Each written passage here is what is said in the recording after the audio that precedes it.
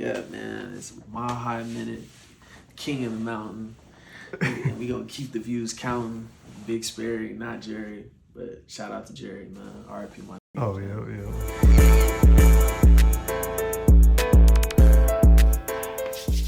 Mile High Minute, #1 blog in the universe. Yes, sir. Man, we here. We back for, I don't even know, what, 4th, 5th, 6th, 7th, 8th? We be having burgers in the vault, so I don't even know. Yeah, There's been a few. Yeah, man.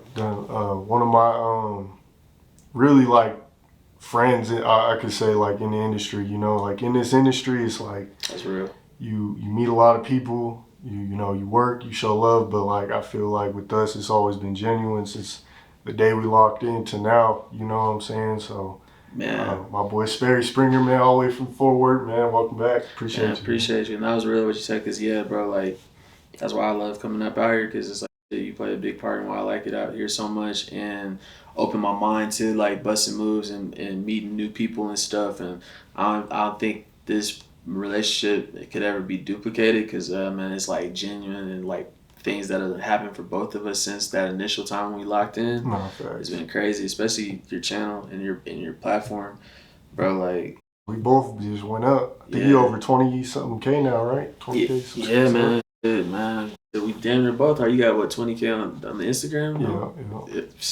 Yeah. I'm trying to get like you, my boy. Yeah. I'm trying to get that YouTube bag though, man. You got it. But I think you were I think you said it was your second channel at the time. You were at like 6, 7, 8K at the time when we first linked. Mm-hmm. I was at, you know, probably 1,000, whatever. Shit.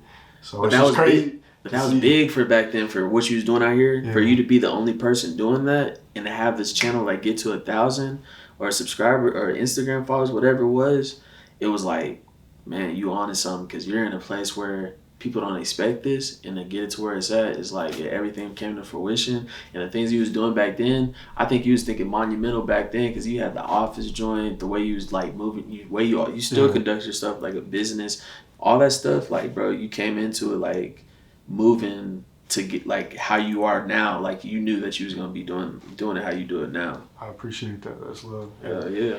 Same to you, bro. So every time we link up, you know, it's bigger and better. Facts. Chilling in a nicer hotel. You know what I'm saying? This time around. We're trying to we trying, bro. Like I was telling you, bro. Shit, we came a long way from sleeping on the floor at the Mile High Minute office, the OG office. If you know, you know. Running like 10, 15 interviews in a couple days. Man, vintage clothes damn near about to fall on me, man.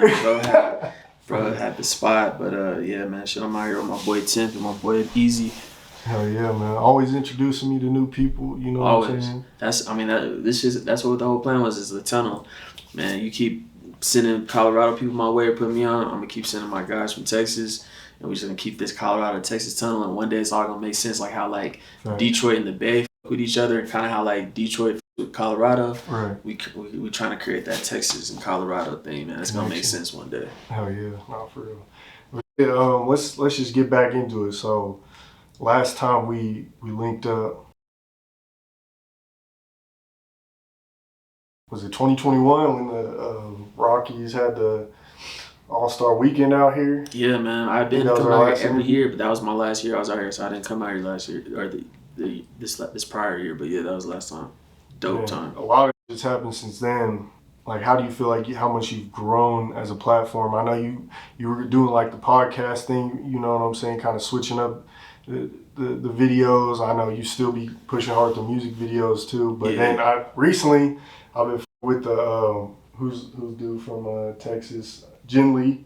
Those interviews you've been dropping. Yeah. And then Road Run Simo, which is dope because he be tapped in out here. So like I've been seeing a lot of new faces and things of that nature on your platform. Like trying to elevate, trying to keep it fresh, bro. Because like, man, doing the same thing is insanity. So like me personally, I do get tired of the same experiences with people if we're not growing. Like if we check in and there's no growth or something new, it's like, what's the point type stuff. Right. And it's just, I mean, shit, I be trying to watch how I talk. It'd be hard not to cuss and talk, but I appreciate that too, because you know our YouTube. Yeah, man. It's like chicks, man. It's they ain't trying to do missionary every time. You know what I'm saying? Yeah. Like that's how doing interviews and shit be when you just keep running the same things with the same people. If they're not moving forward, or even myself, I'm not moving forward with my interview style, my conversations, and bringing new topics and things. But you know, the scene's growing. You can't really tell because it is kind of like in a weird place right now. But like fools like Simo, he got the Roadrunner brand that can be like you tapped in with Diddy. Yeah, that could be like that's off a lot of cough syrup and our own babe stuff. Right. You know, with Jen. He's from Texas too? Yeah, he's from Waco actually. That's the same place as like Hot Boy West. It's like an hour away. It's like Baylor, where like Robert Griffin played. But he's really tapped in out in Dallas. But I just feel like, man, people like other platforms, like the ones like maybe a Say Cheese or Real Life, might not tap into these guys, but it's like, man, that's what my job is. Right. So if you're not making it to that yet, man, let me help speed up that process, or you know, put a little spotlight on it, so maybe Say Cheese or Real Life or whoever else can, you know, catch wind of it and be like, man, I might need to, you know, check him out type stuff, because I've always been kind of like that stepping stool and like stepping stone in the scene where it's like, I believe I'm who I am, and Sperry Springer is like what it is, but obviously Say Cheese and all this other stuff is up there. But my thing was always like, yo, if you make it on mine, you might be on your way towards getting to Say Cheese and the bigger things and stuff like that. So I'm gonna just keep being that, and that's all I've been trying to do. And at first, I kind of like fell out of love with the interview stuff for a second, just because the way things are changing with the way interviews and stuff. It don't be as just genuine as it used to be, where it's like you just pull up with the camera. I feel that. You know what I'm saying? Now like rappers and people be weird, and it be simple. Like, man, let's just turn on the camera, let's chop it up, man. Like, don't think about all this extra, bro. No, I'm saying I hate when people gotta like plot what they gotta say. Like, I done did interviews and people be like, "Yeah, bro, can we do another one? Can I take that down?" Yeah. What? So what? Are you a character? Like, was this like what you didn't read your script good enough? Right. Like, nah, man, we chopping it natural. up. If it's real, it's real. But that's the type of stuff I don't like. But you know, most of the stuff that I created and did so far from the jump, man, it's some of the realest, rawest, genuine content, most genuine content, and that's how that stuff even popped off. Yeah. You know, so I like when it's genuine and it's real, man. And I feel like people can see it when it's real. Like they can tell when it's not. Yeah, and I'm gonna be real. You know, I'm gonna add on to your point. I feel like I've learned a lot of that from you, because even I kind of fell into the game of, let me pay for this big interview, blah blah blah. And like sometimes it'll pay off, but other times I'm sitting there like, bro, this ain't even a good interview. Like this ain't even like running up like I thought it was. I ain't even getting my money back type. So I'm sitting there, and I kind of got tired of it, bro. Like I stopped paying for interviews. The game sold out, and now you hit up these big artists a lot of times, 1,000. You'll even run into artists who like you may even be bigger than. Like, or, you know, like platform wise, you may have a bigger platform and be like 1,000. Right. It's like, damn, bro, like I get it. Everyone's trying to get their bread, but interviews wasn't you're like not that. even charging that much for the interview. You know what I'm saying? Like, I totally feel you, bro, because I never liked taking money for interviews much. I have, but I never really liked it, because I'd rather just do it off the strength of like, yo, I want to do this. Yeah. No disrespect. I respect that you got bread, but let's like make it happen at the right time when it makes sense, because simply where it's at now, like you just said, the rappers, they flipping the interviews into the hustle more than the interview people, where it's like, yo, they hustling us. Yeah, and it's like, I'm not even guaranteed to get, you know, the conversation that I wanted. And, you know, it's just, I don't know, man. I just like real conversations and real content and stuff. I passed like, I used to like be hanging outside the strip clubs and stand at the studio all night waiting around to just get a 5-minute, 10-minute interview that, you know, becomes a legendary thing. But man, like after a while it gets old. Yeah, because shit, I'm getting old. I'm growing. I'm not that same person, and that's when you got to realize you're Mile High Minute. I'm Sperry Springer. This is not what Jason Taylor said. Humbly, we some of the best to do the shit. You know what I'm saying? Humbly. We can say that now too. You know what I'm saying? So it's like you bring something to the table too. So when I be peeping like the big rappers that don't respect it or look at me like that, I don't even like trip out. I just peep it and I'll be like, yeah, I don't even care about doing this anymore. Like I really be around some of my favorite rappers now, and I don't even be getting the content sometimes. And I know that sounds crazy, but it's like, I'm not finna keep kissing your ass, dude. Facts, bro. Because it'd be a lot of that when you first starting out blogging, bro. A lot of that shit. Yeah, and it's, for me, it wasn't even kissing ass at first. It's like, no, I'm really a genuine fan. But then you realize, oh, some people are so conceited and cocky that they don't appreciate their fans. They look down at their fans. They're like, you fucking fan? Nah, nigga, like, I'm a supporter. Right. I'm a fan, a supporter. I listen to shit. I get through life listening to that shit. Make you look at rappers and your favorite rappers and people that you listen to and shit differently. Like, you can have all the money in the world and shit, but man, if you don't respect people, you know what I'm saying, especially the people that's helping you get to where you're at, man, that says a lot about you, man. And no, for real. That's valid too. There's been a couple artists where I'm like, yeah, I can't even, like big artists where I like link up in person and like you said, I felt like they were kind of treating me like shit. So I'm like, damn, I don't even listen to your music anymore because, like, the music was cool back in the day, but now I'm like seeing how you really be in person. But then it'd be the opposite too. Like you're running into some of these dope artists. You love their music, and then they even got a better personality. And you're like, damn, I'm gonna keep messing with his music. So it's a lot of energy. I'd rather rock with somebody that's like unknown and just like genuine as hell, and just know that yo, you got the right energy and the right like morals and stuff to where like, man, I want to see you win. I want to help you out win. It's funny you said like Jen Lee, like he's a cool dude, bro. He's always been the same person since I met him. Like we had a real conversation the first day he came to scoop me, and it's like to this day he's still the same person, and he done moved on to like being on World Star, Gutter TV, all that stuff. I've seen that. But he still stayed tapped in and still is like locked in, and that's kind of the people I do it for. Like I want to see these people win and get on, but even if they don't, I'm gonna still just be tapped in and supporting type stuff. Like, because I do feel like some of the people that's in power positions and in the spots, I don't think they appreciate their spots, and there's niggas that's waiting to get a plate, man, and get a chance. Oh yeah, no, that's real. Okay, so I know you brought up some of the reasons why you kind of shifted gears as far as like the content you were dropping. Mm-hmm.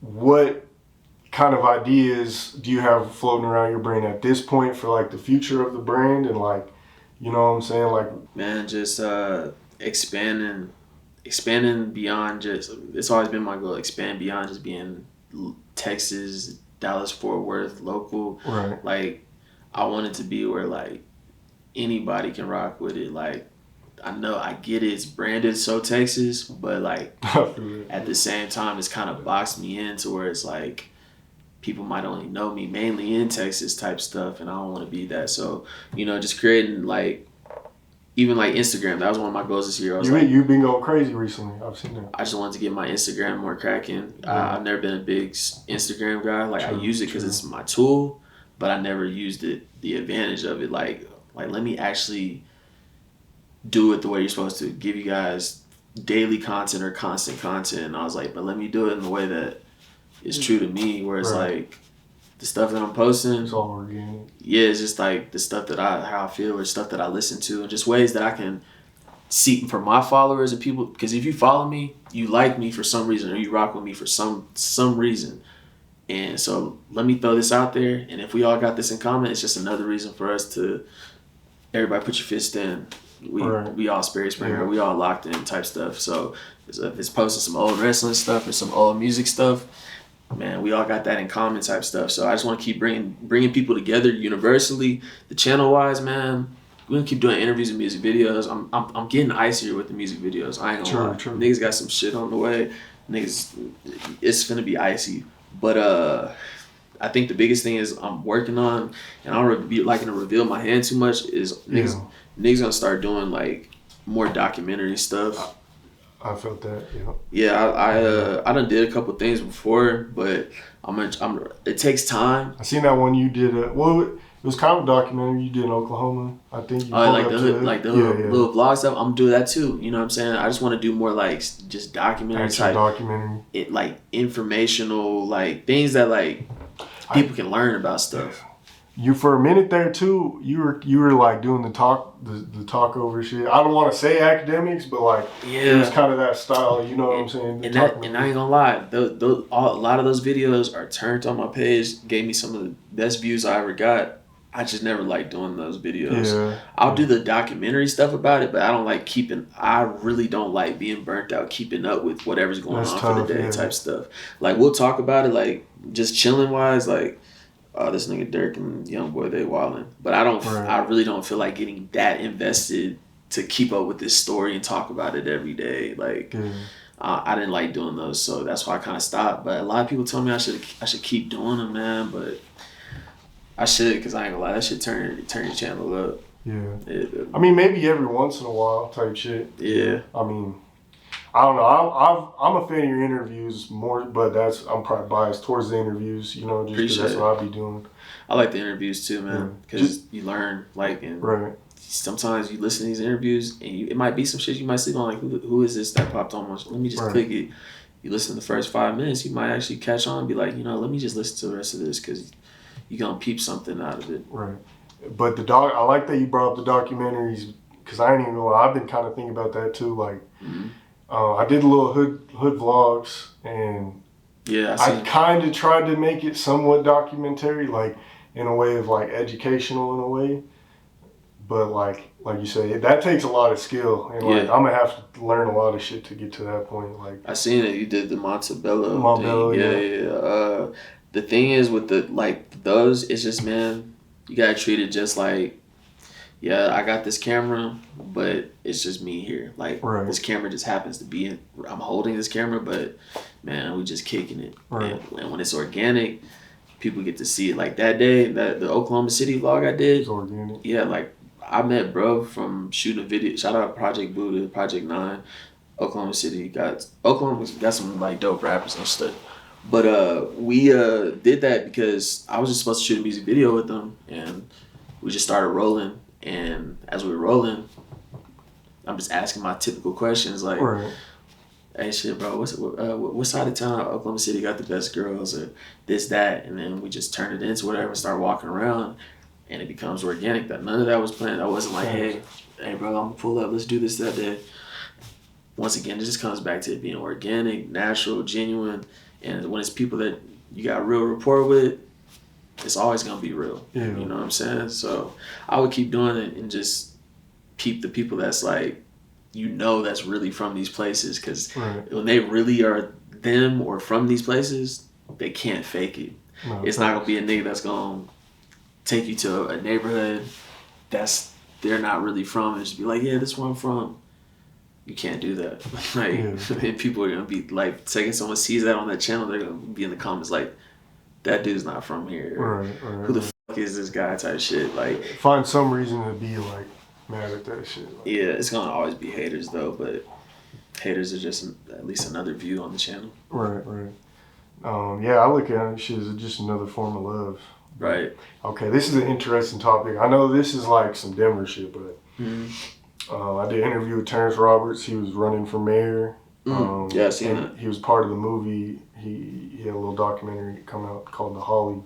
It's about some shit that happened in Park Hill. But that's y'all Stop 6. That's y'all predominantly blood neighborhood. Yeah. Like what Stop 6 is in Fort Worth, that's what Park Hill is. I be peeping that shit. Yeah, so that came out. When I did the interview with him, he said, bring in the music industry. And we were, it's a rap channel, so he said music, but we kind of started talking about rappers and shit like that, hip hop. He said bringing the music industry would lower the violence, add sales to like tax dollars, and bring more jobs to Colorado. And like, there's a lot of people that agree with him, and then you got the people who are saying, nah, like that's just gonna create more violence, more people chasing clout and stuff like that. Whoop-de-woo. Coming from a bigger market like Dallas, where you've had the Yellow Beezies, the Go Yayos, the Trap Boyfriend, the artists who went somewhat mainstream, you know what I'm saying? what is your opinion on that topic? Outside in looking at that little clip. Well, if he's saying that like just music and hip hop and stuff deserves more like spotlight in Denver or Colorado, basically. I mean, I definitely think it does because it's like it's just like anything where it's like it's an outlet for people to express themselves and change their life and circumstances, but at the same time, with many things, it just with hip hop, it just so happens to be more heightened. But like I feel like with anything that you become in the spotlight of, it's gonna always generate like jealousy, envy, hatred, and being a target.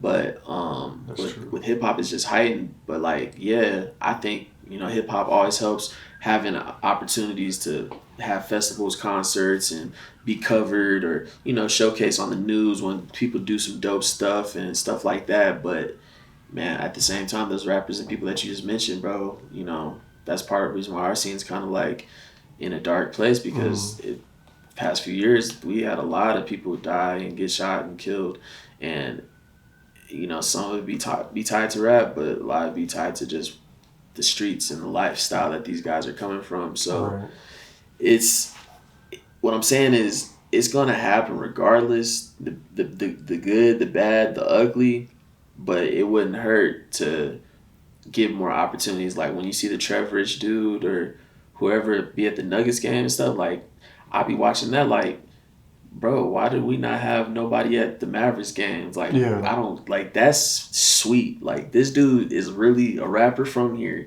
and the Nuggets are going out their way like, yo, bro, we want you to represent us, perform at halftime, promo for us, all that. Like that steps in the right direction. Like that's something that y'all are. That didn't happen 5-10 years ago, bro. Right. I've seen other cities do it, but I'm saying y'all are ahead of us. Like I ain't seen nobody do that at the Mavericks games. And that's crazy. I mean, the closest thing we probably got is Big X the Plug doing the Texas song. They be using that shit with the Texas Rangers. He has a song called Texas, but I think people just got to capitalize off their opportunities. Like that Trevor stuff is kind of cool with the Nuggets, and I think anytime the radio, like I seen 100 Pack Savvy or whatever gets invited to perform Summer Jam, stuff like that. Crazy. That's pretty major, man. I know it might seem commercial or like some rappers might be too cool for school, like but nah, man.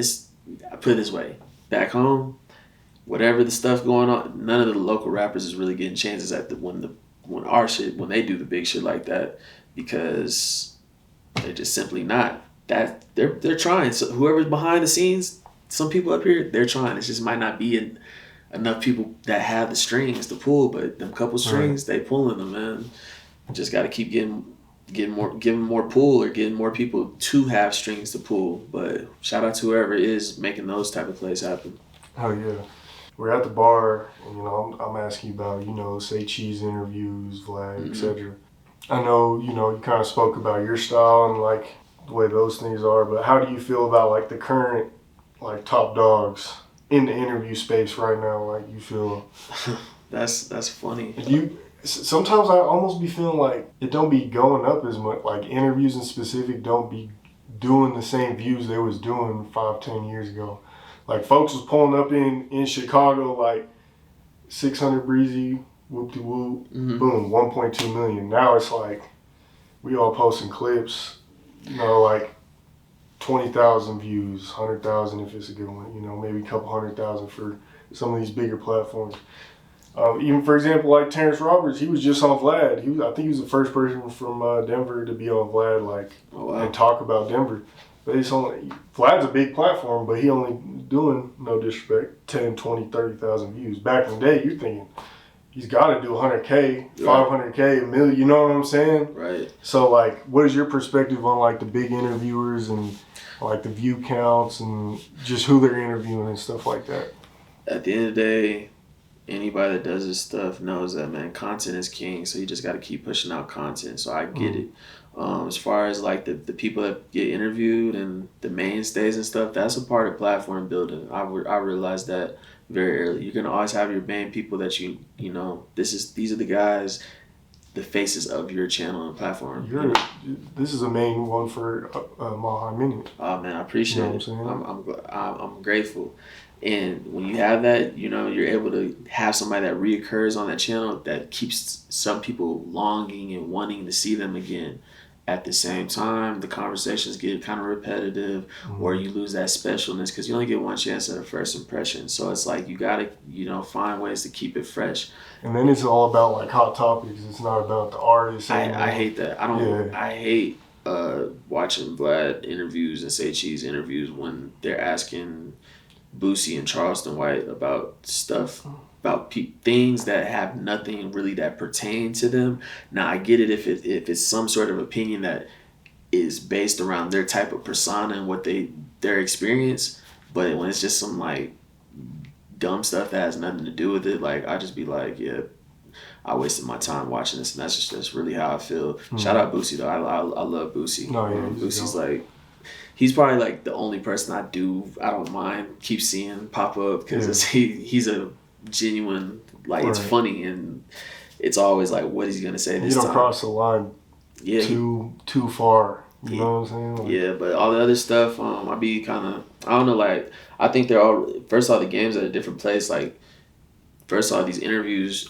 aren't as pure as they used to be. Like, now, like, both people are knowing, like, we gotta get these views, we gotta get these comments, you gotta get this, like I could tell they're both, whoever the camera person and the artist there, or whoever. I'm finna just say some shit because I know it's gonna. Yeah, they're salivating for the opportunity to go viral, which is cool. I get it, you're trying to get the money, but it's just like, it's probably why I might not ever win in this, but man, my life's not that dedicated to the internet. Like, actually, I'm kind of scared of the internet because for real, for real, because that's real shit. It's a whole different world. It's a whole different beast, and you know, some of these people realize it once it's too late. You know, you see what what's his name, No Jumper, bro. Like, he's in a weird place right now, man, because just the internet just really, this thing, you start living through the internet, and you forget to just close the curtain and be real with your people or be real with yourself. I'm not saying Adam 22 is, but like, you really created a platform. Yeah, you got a BMX history and all this, but you created a platform off of rappers, SoundCloud, hip hop, young rappers and stuff, and then you've turned it into my politic, racist circus show. Yeah. And I'm gonna throw everyone fighting and shit. And I'm gonna throw my own people under the bus. I'm gonna make them the headlines. Like, I was peeping that shit for the past 2 years. How like I'm looking at No Jumper, and I'm like, why is No Jumper turning into literally the subjects is T-Rail and Almighty Suspect. That was the worst shit. I hated seeing T-Rail and Almighty Suspect go at it. That was weird. And him in House Phone at the end. Yeah, that was really weird. Now AD, like, I didn't like how I think they exploited the C-Mac dude, because he pretty much turned them, like, they milked him, and then as soon as he had a chance, he just threw him to the side. But yeah, the thing, like, all this stuff, I didn't like the firing the dude from Battle. Oh, Lush? Yeah, Lush. On the live stream? Yeah, that was mad disrespectful. But I get it. You know, if you feel some type of way, I get it. But, you know, I think that's all signs of this has to be done for the camera, for the internet. We gotta get this out. You knew you was gonna fire this dude on the live or on the video. You couldn't wait until after the live? Yeah, bro. Like, some shit needs to be offline for real. Yeah, and then the thing with the House Phone dude, like, that's your homie and that's your friend. Right. And I told him to cut the clip out, and they just left. Nah, man. Like, that's not ironic, bro. Like, trust me, if you do interviews, I do. Man, I done been around plenty of shit. Some wild shit happens on this camera, and I'm very aware of, let me cut this out. Right, exactly. Oh, yeah, this is not going to be in it. And, you know, like, stuff like that, I was just using his shit as an example because No Jumper has been such a big staple, and it's going to continue to be a big staple. But it's like, you're seeing, like, the results, like, the things you're talking about, like, the decline and stuff, because people are starting to see through things, or it's like, yo, you realize these interviews and things aren't as pure as they used to be back then. Way back when he was putting on X, Lil Peep. Yeah, these are more pure. When Sean Cotton was interviewing the Go Yayo's, Mo 3s, and all these people before they was on, pure. You know, Zach TV when he's going to all these places and stuff. pure. But now it's a bunch of carbon copies and people that's like, yo, there's people that's getting into it like, yo, I want to be like Vlad, and they just come in off the rip, trying to stir up the pot with headlines and beef and shit. And next, you know, they got 100,000 subscribers in like a year, and you're like, damn, bro. 100,000 subscribers, but then also 100,000 problems and haters and enemies and people, and it's a lot of people I feel like that learn the hard way from this stuff. But the thing is, like, you can, you know, you live and learn. This internet stuff's forever. So whatever they see and whatever you put out, yes, sir. You know what I'm saying? Like, I be getting it all the time. Like, people always give me props like, oh, man, you're so cool. You're so chill. But then they'll, like, backhandedly be like, man, you should be as big as blah, blah, blah. Right. I'll use this shit crazy, but I'll use, like, Tune as an example. That's somebody that people always compare me to. They'll be like, man, bro, I fuck with you more than Tune, bro. You know, you more real and shit. But, you know, you should be like what, you know, where he is, bro. Right. You getting that. And I'm like, you just said I was nice, but then you just pretty much like said that nigga's better than me. That's cool, but it's like we do different shit. We do different things and we view things completely differently. And even a person like Tune, you can tell his growth because he's not necessarily doing things how he used to do them. And I'm not saying he probably would change anything he did, but he's aware of, yo, this shit leaves a everlasting impression, and it can close some doors. It can also open plenty because he's turned and shit. Same shit for myself. Like, I might be too chill. I might be too nice. You might, you know what I'm saying? So sometimes you gotta be cutthroat, or sometimes let me take that back. Not cutthroat. You gotta push that line. Push the line. So with the headlines or the hard hitting questions and things. So like that's why Vlad, like, bro, people feel all types of ways about Vlad all the time. I do plenty of times. But I'm like, yo, bro, you're good at what you do. You're Vlad. Like, I expect Vlad to say this and do this. Even if I don't like it, I expect that out of you. Same shit with all these other people, man. I mean, I expect a little bit more with Sean Cotton. I wish that he would interview more DFW artists and stuff. But I think that he fell out of love with the scene, like a lot of people have. Because we really kind of did hit like a wall, and a lot of rappers died. A lot of rappers get locked up. You know, pretty much the whole next generation rappers that I was interviewing and stuff, they're mostly like, rest in peace. They're either like dead or in jail. Like Mad Max just got out. J-Dub's gone. Ape Gang Almighty just got out. I'm trying to think of who else. Man, shit. R.I.P. my boy Ducky P. It's a whole plethora of like young rappers that probably should have been taken over by now, but it's a different era, man. So I can kind of see why Sean might not interview with some of these guys, because it's liabilities and I don't know, like, you don't know how serious take this shit, but I do know that, like, man, I miss that. I do miss that time. I miss those times when niggas used to wake up and be excited about seeing the Say Cheese interview or a Vlad interview.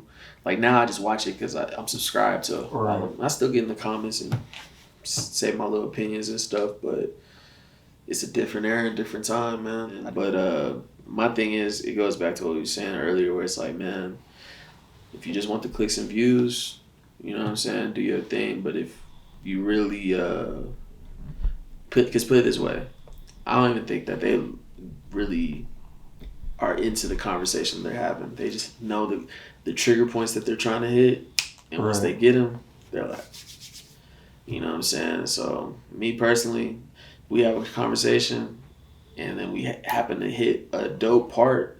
Cool. That's going to be that main part of the interview. I know that's going to hit, but I'm not expecting nothing, and I'm not forcing nothing type stuff, because it's not worth it most of the time. Okay. But they're rich. I'm trying to get some money. So no, I feel it. Maybe I got to. And it's an interesting topic, too, because when I first got into the interview game, I'm sitting there like, it's all love, you know, I'm just doing these dope interviews, want to hear the story, not even worried about like the internet and like what's going to come of that, blah, blah, blah. It's all fun and games. Right. The more you get into it, you're watching the Vlad, Say Cheese, whoop, whoop. You're like, damn, if I want to get big, I kind of got to ask those tough questions. I got to push the line sometimes, but then it's always a battle with, you know, with like, okay, what part should I keep? What part should I cut? How should I title this? Like, I'm trying to get the views, but I'm not trying to piss too many people off. You know, it's like a battle, like of just. How do you feel about that? Like, I personally, I know what you're talking about, man. Recently, man, I'd say like past year or so, I started just getting back to doing it how I want to do it. Like it's like, nigga, we do a whole hour-long interview, and I know that this hour-long interview only has about 20 minutes that was really good. I'm gonna just those 20 minutes and why not post that other part? Because it's just not worth seeing. It's like, let's really like show them what they need to see or what they want to hear type stuff. So I get that, but the hard hitters and the questions, man, that's kind of how I really like build my brand, like by asking like the stuff that I wanted to know as a fan, and fans want to know those hard hitting questions like, hey man, why'd you do this, or you know, do you regret this, or hey, what's up with this, or whoop wop and stuff like that, because you know that's what the interview is for, you know. So somebody's got to ask them, and it's all about how comfortable people are with like talking to you about it. Because when people are cool or believe and know that like, oh yeah, you really like know what's going on, or you know, they'll be open to having those conversations, and it won't come off as messy and stuff. But at the end of the day, man, it's hard to be in this game and not get a little bit messy. For real. You're gonna get into some shit, or you're gonna stir up some shit, even unplanned. Unintentionally, Yeah, man, like shit. You'll be trying to show love, but then someone's gonna take it wrong, and it's man, like it's beef now. I'll give you one of them. Shout out Splurge. That's always was one of my favorite rappers from DFW. I probably say like through time it was like probably Go Yeah and Splurge were like my favorite rappers. Yeah. And I still listen to a lot of old Splurge. I did a dope ass classic interview with him. Then I think Yayo got out and he responded to something from an interview that I asked with Splurge. I just asked him like, hey, why didn't you and Yayo ever did no music? And Splurge kept it cool. He was just like, it's just politics to it, because he has family and people that's not like really cool with Yayo. So it's like that makes sense. Like, yeah, that's your family. I get it. So he was just like, yeah, this is politics and whoop wop. He didn't shit on him or nothing, but you know, Yale at the time, he's turned, and niggas really watch my channel, bro. Like a lot of people watch it. Like I'm not sending these clips like, hey, he said this about, like, nah. He seen it when we was kicking it after a TSF concert. At the time, niggas was cool. Right. TSF still. He responded to Splurge, and it was I don't know what he said. He didn't shit on Splurge either. He just is like, nigga, I'll run the politics in forward. Nigga, you talk about politics, da da da. And it was something simple as that, but Splurge did not like that, and he didn't really go hard at me or nothing. But he definitely like we never really. I seen him like yeah. I seen him. I seen him in the studio, and like we chopped it up in person, dapped up, and I know we were like he respected that. Like I apologize if he felt like damn a nigga like did anything intentionally, which I didn't. Yeah, like because I ended up with that clip of Yale. I just said response to whatever Sperry said in the interview. I'm not looking at it like, oh, I'm starting to beef or I'm doing this. That's not my intentions. Yeah. I'm just making content, but yeah, like you got to be aware, self-aware, but at the same time you're gonna stumble into some shit. And that was the time when I stumbled into some shit. There's plenty of other times, but I don't regret too much shit, man. Like most of the shit is just all shit that people can get over. Yeah. Okay. How do you deal with people taking things the wrong way, or like, because from the outside in, I'm sure these artists, they're seeing certain bloggers do certain things, do certain interviews, yada yada. But like you said, they may think, oh, he's intentionally trying to stir the pot, whoop-de-woo. But really, in reality, like you said, you just asking a genuine question because you're interested. Yeah. You ain't even thinking nothing crazy of it. But next it turns into this. How do you deal with like people, I guess, assuming your intentions are wrong? You know what I'm saying? Like, for example, like we brought the culture wars thing. People off the rip, oh, bro's probably just in there trying to make money. He ain't even worried about the scene, whoop-de-woo, whatever. Yeah. I'm sure you've dealt with, obviously not the culture wars thing, but different scenarios that are kind of along the same lines of people assuming you're trying to start shit or whatever. How do you deal with that? Or, you know what I'm saying? Is it more just like, man, I know my intentions, I know what I'm in for, so I'm just Man, it kind of goes back to, I was listening to your interview with Street Nerds, and I remember you was talking about how, like, man, you know, the rappers don't understand what it's like to be in a blogger's shoes, and the bloggers don't understand what it's like to be in a rapper's shoes. Right. So it's kind of like something like that.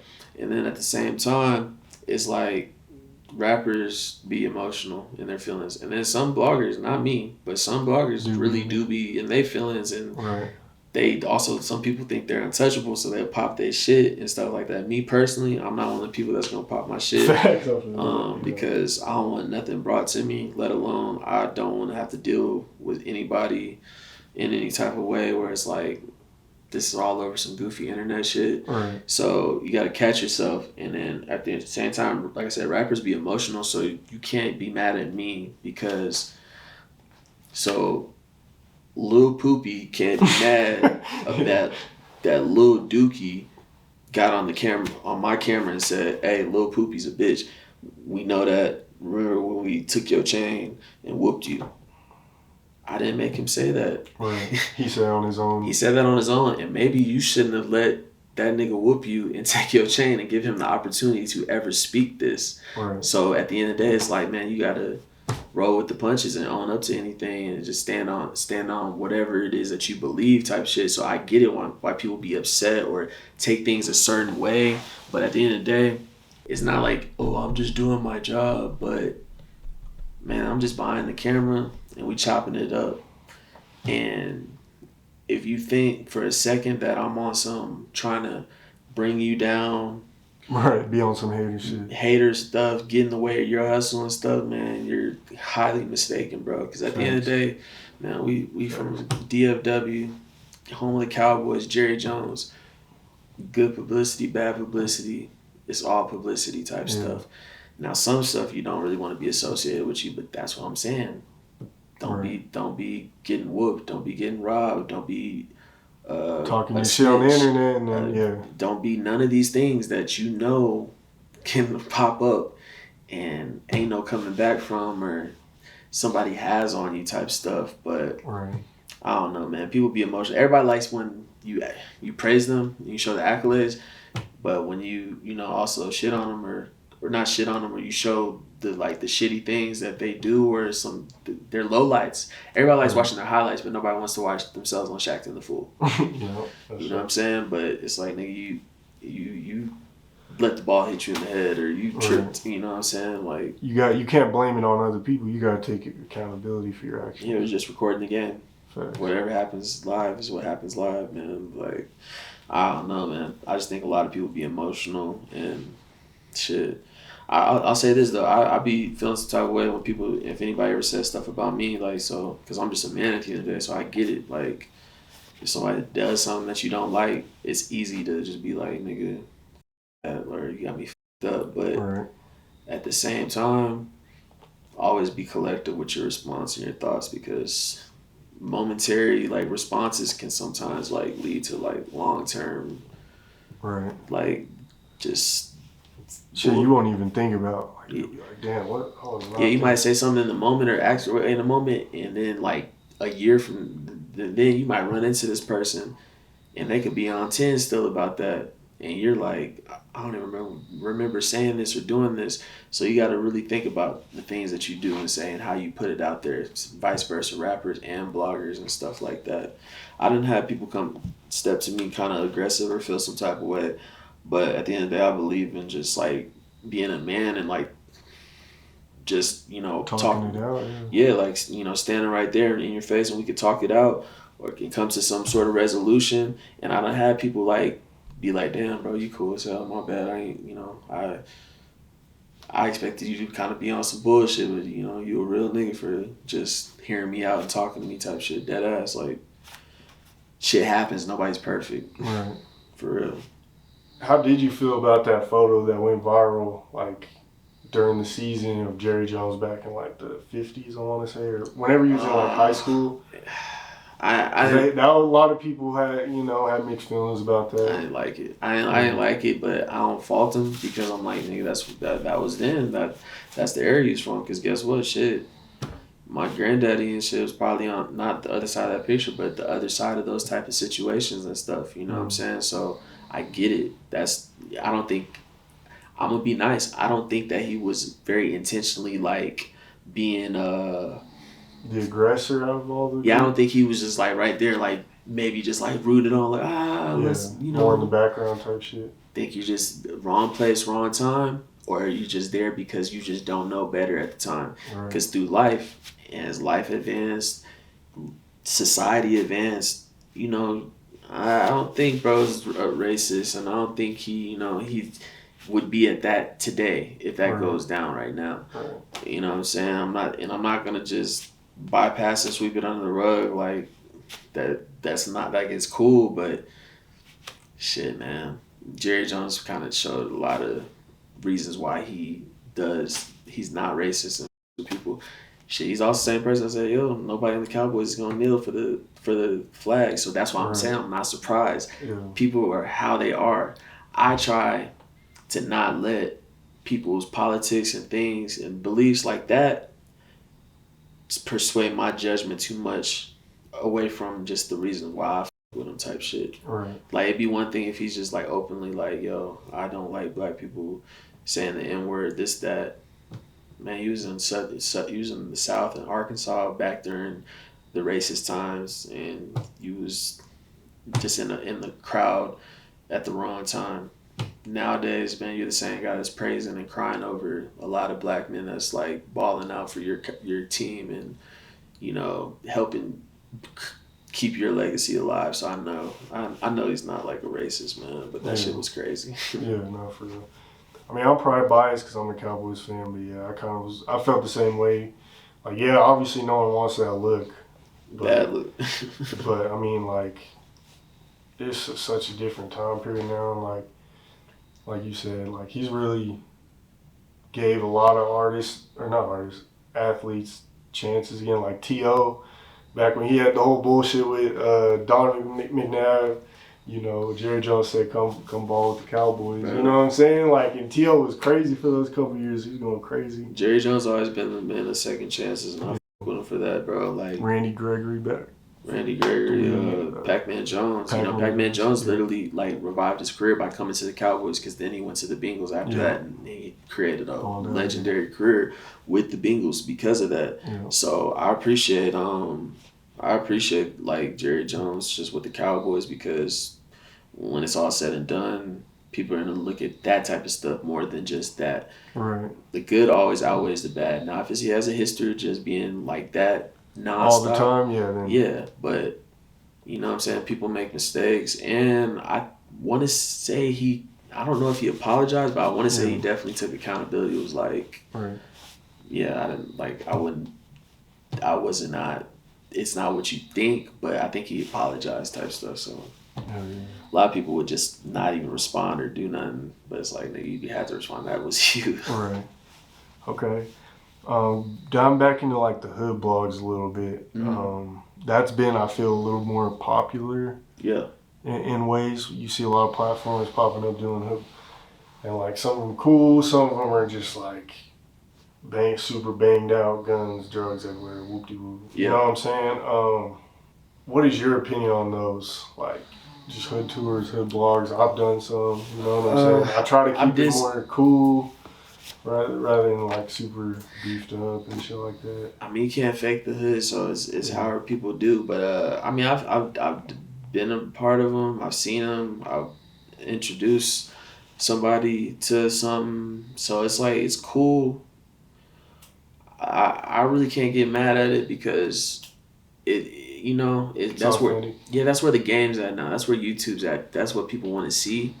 My thing is, I don't like when the vultures and shit go and do it. Like, that's when it's like really like weird to me. Now, behind the scenes, if they're breaking bread and giving back to this community, or like, see, like, if we do some shit, like, we're gonna like go to the store and break bread with the business or support. Like, I done did the stuff and let me buy your company shirt and stuff like that. So, you know, like, it's one thing if you're supporting, but there's plenty of dudes that's just milking the hood and getting money off of YouTube, just turning themselves up and not really like going back or staying tapped in and building with these people. I'm not in a position where I can really change some of these people's lives that I'm working with or doing this type of stuff with now. But I'll tell you this, I'm going to keep following them. I'm going to keep staying tuned. And then I'm always remember them in case I can be in that position to come back and, hey, man, let's change some things or what can I do type stuff. So, I don't know. I know that sounds corny and stuff, but I feel like... Oh, that's real, though. You got to do that. I feel like you got to give back. That's the only thing about doing the hood vlog stuff, man. Just give back some way. Even if it is you just being there doing it, and that's the moment of giving back, man, just do it just wholeheartedly. Like, because, yeah, when you just doing it just to, all right, man, da-da-da, and then you get back in your car, like, yeah. Like, it just, man, like, that shit don't hit right with me. I would just be like, why are these guys in this neighborhood? Why did y'all allow them? But it'd be the neighborhoods. They allow some of these people to do it. Yeah. But I get it. Some people never been in front of the camera, so they want to get their shine on, man. Right. How do you feel about, or what would the Texas scene need to do at this point, you feel, to have, you know, somewhat of a revival or like a, you know, it's still popping, obviously, so... Stop beefing. Yeah. That's it. Stop beefing. I mean, it's not, like, ever going to stop, but, like, the beef, like, as much as it turned everything up, it did eventually slow everything down because we separated everything so much with the beef. Like, so many beef starts like, damn, I can't listen to him because this, that, that shit, all that shit is dry. And shit, people start dying, man, and...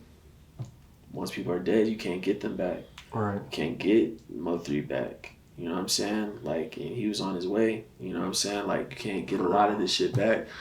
So, I think beef is really the biggest problem in Texas, especially DFW. I can't really speak too much on Houston, but Houston's a very real place. Obviously, you know, Takeoff passed away out there. Like, you just gotta start appreciating each other more, or at least like valuing each other more, because niggas is not valuing each other. Like, people are really letting rap beef and momentary like issues completely like be like, yeah, this is a reason to get him out of here type stuff. But I think just really beef and being available, being free, being alive. The more free and alive rappers and artists are, the more opportunity will be there. But all the beef and things make rappers not want to work with each other or do special things and dope things. Like, that's why I look back a few years. That's why we be slapping a lot of stuff from a few years ago more than stuff today. Because it's like, man, we had a really good, like, I'll give you an example, like Lil Tuzi and Quentin FN, they work together a lot. I was listening to them today. They're dope. They work together a lot, but they're also two people that pretty much built their brand on, like, I am me, I'm my own person, so if I want to work with somebody else, I'm going to work with somebody else, but I'm not going to be tied into nothing. It's like, bro, they're on a song with, like, Yayo and Beto and stuff back a few years ago called New Red Bombs. That's a slap forever. Right. And it's like, that's in the heat of super beef and a lot of stuff going on, but at the time it was like, it was still at a point where it's like, man, we're just making music. Let's just get it back to making music and not, I'm on this song, so I'm riding out in this, or I'm against this and stuff, and then stop fucking jumping into people's beefs. Like, I hate when, like, if two people have beef, click ups and shit. Yeah, their whole city or their whole people start getting in the comments shitting on people. Like, I remember when niggas started shitting on Yayo whenever we started beefing with, like, Sauce and certain shit. And it's just like, all of a sudden, the whole city of Houston, and all the rappers and people are hating on them. It's deeper. I ain't gonna lie, it's some deeper shit there. But I'm just like, that shit just be corny, bro. Like, people just be piggybacking off of shit, and just, that's what keeps the beef going. Because most times the beef dies out, but it be the people around that keep the shit alive. So niggas gotta push them niggas out the way type shit. But I'm tired of seeing people dying and stuff, man. Like, that's real. I ain't gonna lie. That really kind of really put me in, like, a dark place for a while. This shit'll you up, especially when you know an artist. Yeah. That you working with and you see it, you're just like, that shit is different. Yeah, it was a period of time, in a short period of time, maybe like within like 2 months, 2 or 3 months, like I think like 4 or 5 people that I've shot with passed away. Yeah. All different circumstances in different areas and stuff. Right. Shit, RP Ducky, RP my boy Jamar, Young Greatness, this dude from Boston that I shot with. Damn, who else? Bro from out here, Jazzy. Oh yeah, Jazzy Hot Boy. That shit made me cry, bro. Seeing that shit, seeing his family, that shit my head up. Yeah, it's a lot of sad stuff, man. Like, so that shit, like, it was too close to me where it was like, man, this is like spooky, but really, like, man, losing Ducky, man, that was. I could tell that one hit you hard. Yeah, y'all were close. Yeah, that really sucked the fun out of this for me, and I'm just not getting back to a point of having fun. Like, I'm dead serious, bro. Like, I'd say for the past like 2 years, because I think it'll be almost 2 years this year. Man, dude, I kid you not. So the bro dies, and shit, this nigga Tim's back here. We was on this Xavier Wolf tour. This shit's cracking, bro. We performed in front of 1,000 people. San Antonio, Houston, Florida. We in Houston. Bro, it was lit. Oh yeah, I remember that shit. Bro, I can't. Niggas jumping in the crowd like it's turned. We're having time. Yeah. I'm literally my last phone conversation with Ducky was man, yeah, bro, we turned to blah blah blah. You know what I'm saying? They want us to want me to do my own headline show in Fort Worth and just have all you guys there. So we gotta have you on that, bro, because you got so many niggas that put you on Fort Worth. More story, just being so excited about that time. We go to Houston, or the next show was Houston, and I think Ducky got shot and killed 2 days before then. And I remember I felt like I didn't really sleep. I didn't eat for like 2 days. And I didn't know if I wanted to go to Houston. I remember being in Houston. That was like one of the dopest Houston trips ever. The show was turned. We shoot some dope videos. We're at the mall kicking it with Drippy and Galleria. Like, we living, nigga. Nice hotels downtown, all this shit. And I felt like dead on the inside, bro. Like, it didn't feel good because, like, this key person.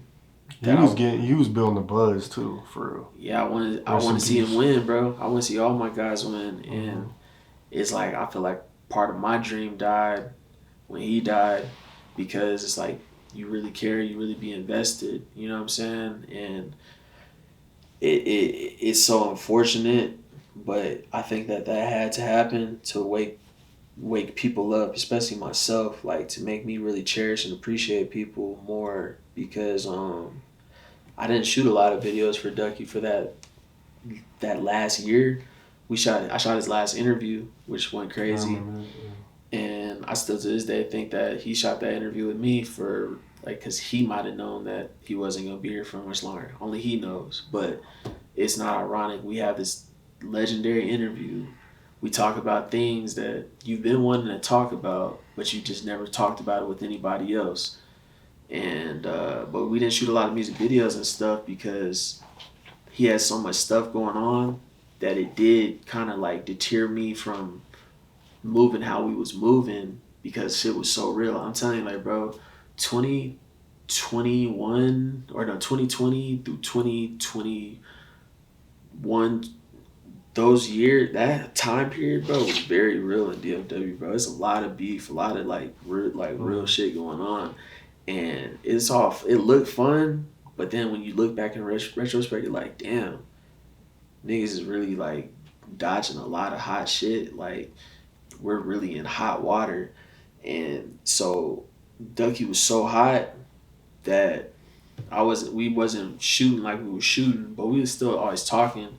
But I regret that because we could have just kept rocking out. And it's like, I'm grateful because the last video I remember we shot was this one that was him and Bandito, and then him and his boy Trouble, and Ducky pulled up out to Fort Worth and to shoot it. And it was all on the spot, and it was all genuine. And I kind of got sidetracked, but I'm saying, like, you gotta value and appreciate these moments more with people, man. I realize when like shit like this right here, I appreciate this, bro. Like, Cause I'm not sitting here thinking, how can I clip of views, wrap this interview going? I'm like, no, like we're just having a conversation. You know what I'm saying? You know what I'm Catching saying? up on some shit. We be chopping up like this over the phone. Might as well. And sometimes these be people's real feelings and emotions in front of this camera, or they're shooting a music video. These be people's happiest moments and times where they get to have camaraderie, have their friends be around them, and just get to let loose. Like you don't realize that shit. And I look back at what shit with Ducky. I'm like, bro, it was always fucking fun. Like it never was like, fuck, I gotta do this or we gotta do like, bro, we're really kicking it. We're really just having fun. And then when we do the interviews, we're really talking, just talking.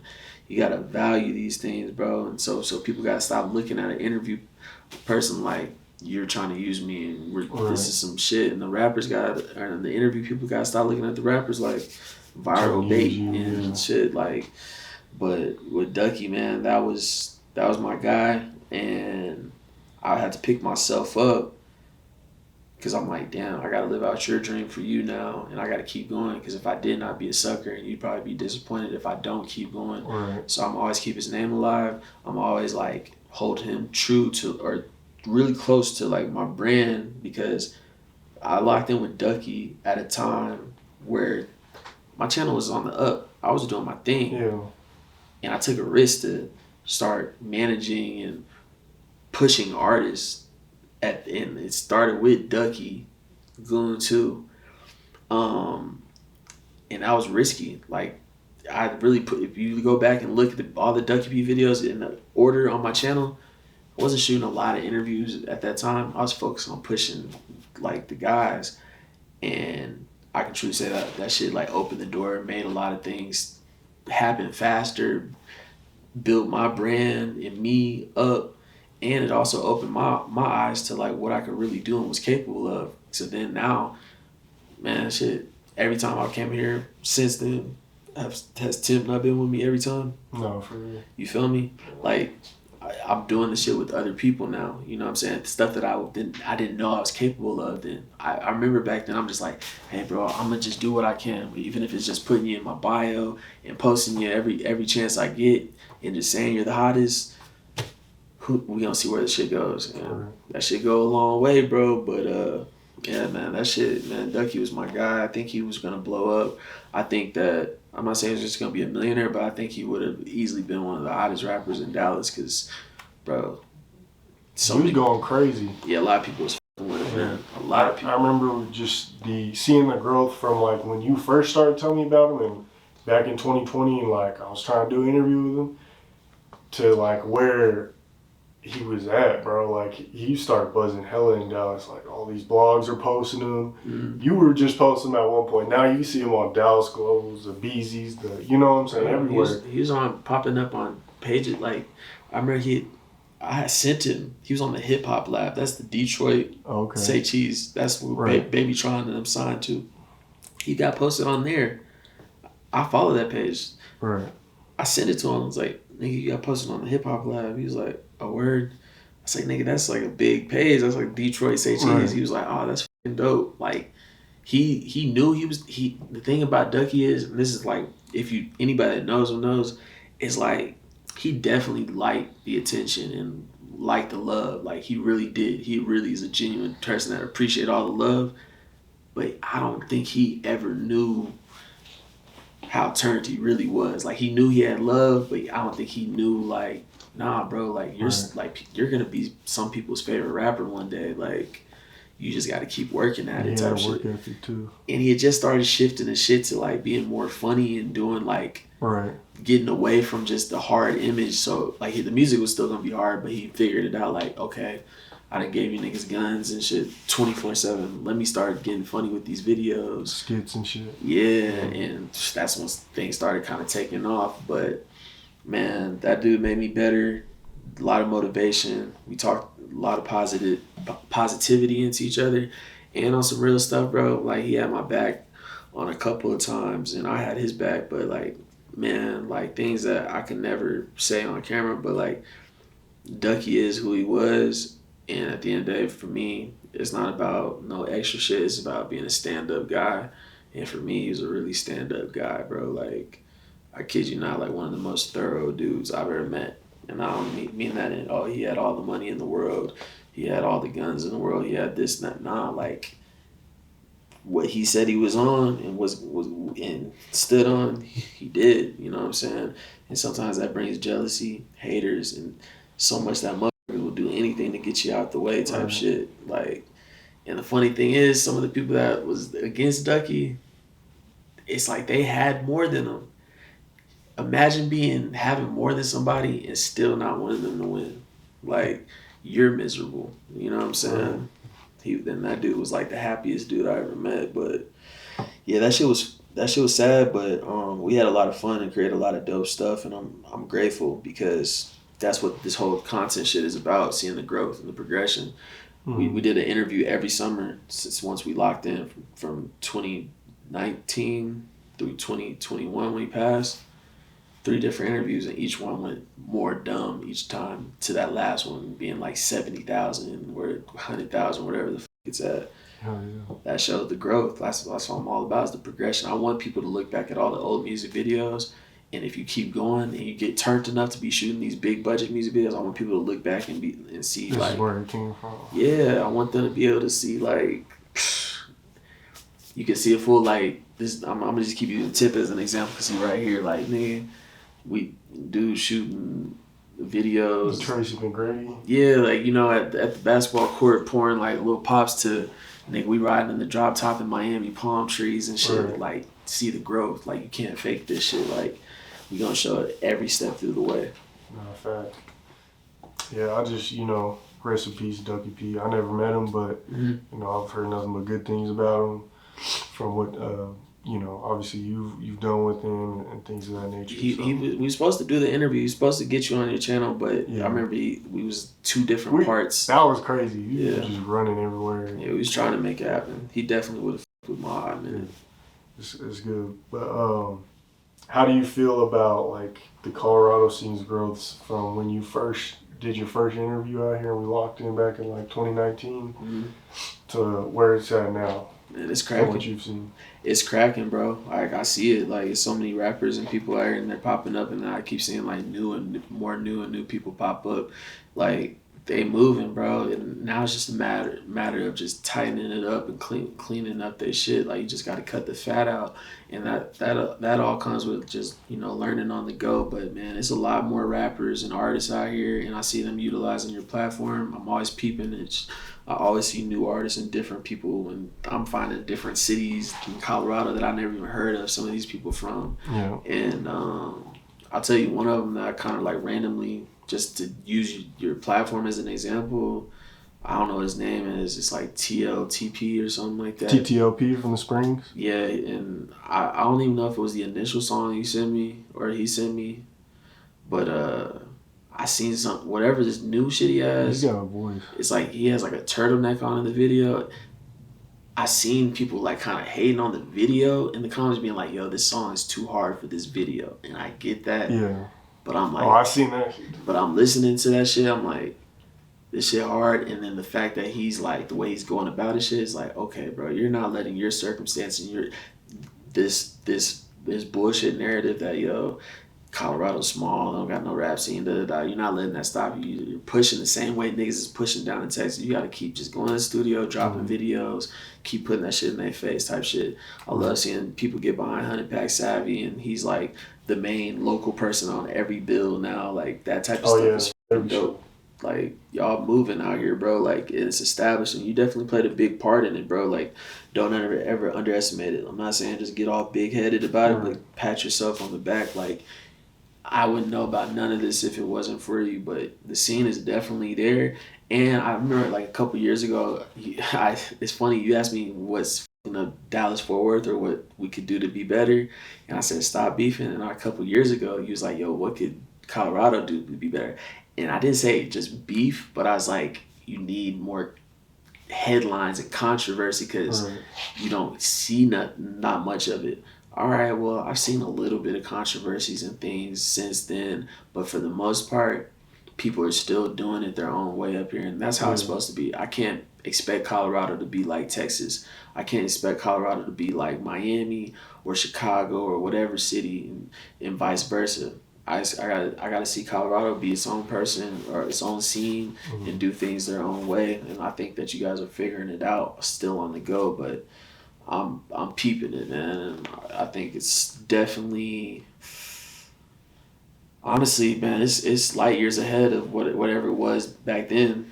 Like it was cool then. Like, I thought it was like groundbreaking then, but like now I'm like, okay, dope. Only thing I'll say is I do think still some people be kind of complacent. Like it's a lot of dope people that don't do enough out here. It's like, nah, man, keep turning up. Like, and I get it. Everybody wants to get their money and bread, but some people got to just pop up and lock in and do some big shit just to do it, so you give that look.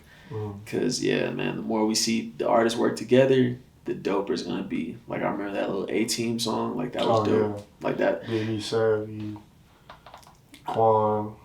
I became a fan of probably the Quan Racked Up dude from that song. Like that's the first time I heard him. Like on a big ass collab like that. All those people on one song, like that shit to me is dope. You know what I'm saying? So people gotta do more stuff like that, and just keep utilizing the platforms and the outlets. And man, niggas gonna get there. But yeah, this Colorado's real, man. I hope every time I talk to anybody about this shit, I always tell them, man, make sure you tap in on my high, and you know, hopefully get around some of the rappers up there, because there is artists up here, man. There definitely is. How do you feel about our sound? The sound, I like it. It's like West Coasters, you know what I'm saying, at times, and then sometimes, you know, I got that Detroit vibe, but it's definitely like, it's cool. I personally like more of the groovy stuff, but I'm really big on tempo and stuff. It's either gotta be groovy or tempo. I can't really define the exact sound, but I say like, I like Quan Racked Up. I listen to a lot of his shit. It's just got that wavy vibe to it. I listen to a lot of 100 Pack Savvy, especially like some of his groovy shit. Yeah, he's catchy. And he has a turned up shit too, you know what I'm saying? Damn, I'm trying to think who else I'll be listening to. And there's plenty more other people I listen to, but I'll say this. I remember, still to this day, that stands out to me is that one video, Ass Cheeks on my baby shirt. On my baby shirt, that video, if I was to show that to somebody right now, if I post that on my page, I'd be like, yo, what would you say if I told you this is Colorado? And I show you that video, people are going to be like, what the fuck? Because that shit was hard. I was banging that shit yesterday, like, this shit hard. I was just listening to it last week. I might have a screen recording of it in my phone right now, because like I just like that song so much, bro, in that video. But yeah, I like the sound out here. It's a little mixture of turn and like groovy shit. I see how sometimes with the rah-rah shit, how it might be hard for somebody outside of here to understand, or like not say take it serious or take it in the right way. Right. Because people box y'all in like Colorado. Like niggas, people think it's no hoods and no real people out here. I be telling people all the time, like, bro, it's definitely black people in Colorado, and they pretty solid out there too. But I think that if people keep talking more of the lifestyle, whatever it is that they do out here, it's gonna get across. When I think of out here, I think of a lot of like get money, get fly, little weed smoke, shit type shit. When I hear people talking about that type of stuff, cool. Little gang, you can throw your little gang stuff in, because that's part of the culture up here too. I peep that, but I don't know. Some of the rah shit might not always be the wave. Yeah, that type of shit has ceilings. I can tell it from our own scene. You can see it with the New York drill shit. You think about Chirac, a lot of Chicago rappers is just known as Chicago rappers, because that shit can only go so far. That rah shit, you gotta expand, create a lifestyle, create a lane, more than just fucking just doing the trends and shit. You know, I'm not gonna say names, but you know, the artists that are getting those big bills, like not as in money, but money, but more so as just like getting the big headlines, the big placements out here, Yeah. are just the ones who be just really rapping. Like, Right. you know, not too hard street shit. Yeah. They might have a little bit of that in them, but like, you know, they smart with the way they move. There's artists out here that are on that street shit and have made big major plays and done things, but like you said, jail, they might have passed recipe. You know what I'm saying? So it's like, yeah, niggas gotta accept being a rapper. Like, this is really what you want to do, accept being a rapper. I get it, it's the cliche thing. No, I'm not a rap nigga. All that type of shit. But it's like, I tell people all the time, like, bro, I love being the camera guy or video guy, because like that's just who I am type stuff, bro. This is what I do. You know what I'm saying? Like, it's kind of cool to be able to say, yo, I'm a rapper. Right. Damn, like, you really rap for a living? Like, have you ever got paid for a feature or a show? Talking, for speaking. Do you get money off of streams? And you can be like, yeah, bro, that's gratifying as fuck, bro. Like, I'd rather be that than to be anything else. So like, I don't know. The sooner fools like invest their time and focus into like the rap stuff a little bit more than the extra shit and other shit in their life, the more they'll see results of the rap shit. But as long as you're kind of like playing around with the rap shit and you want to be everything else but the rapper, you're never gonna get on as a rapper, bro. Because the people that you see make it, 50 Cent, yeah, 50 Cent was a hardcore ass dude. But eventually he said, you know what? Y'all niggas done shot me 9 times. I don't feel like having to come back and kill all you niggas and keep killing y'all. So we're gonna do this rap shit for real. Nipsey Hussle, yo, man, I could be on the block. I'm really one of them ones out here. But you know what? We gonna really like push this rap thing, and then matter of fact, it's gonna open the door for what we really trying to do is build generational and community wealth. Like, when you see the bigger picture of it, bro, you'll accept your role and your purpose. You being a rapper, it might not even be the end all be all. Maybe you being a rapper for the moment is gonna open you to being an executive one day. Like, you never know, but you gotta accept your role. You know what I'm saying? Like, some people don't want to accept their role, bro, and just want to be the next person, or they want to be better than the next person. Just be the best you. You know what I'm saying? And if you do music, take it serious. Study your craft. Try to get better, and don't be too big headed. Like, definitely be confident, but don't think that you're the shit and that you can't get better, because you can always get better. Man, LeBron didn't have a 3 at first. Shit, that nigga still don't. He still don't. But sometimes it won't go off. Sometimes it hits 7 in the game. You know what I'm saying? But that comes with practice and not being complacent. Like, yeah, I'm the king. I'm the chosen one. All right, cool. But you still gotta hustle. Yeah, still gotta hustle. Still gotta get better. Hell yeah. I appreciate you for coming on the show. Yeah. Do you have any interviews or anything for the people to be on the lookout for? Any final thoughts? You know, where the people can find you at, all that good stuff. Everything Sperry Springer. You just subscribe to the YouTube channel for sure, man. Sperry Springer TV. You can follow me on Instagram. I'm not really tripping. I definitely want to keep trying to post dope shit for people to want to check out. But man, I don't have nothing specifically up my sleeve, like as far as interviews on this in the cut right now. But I will say, at any time I can do this shit, and I can turn up whatever people want me to interview. I can do it at any time. Right now I'm kind of shifting my focus to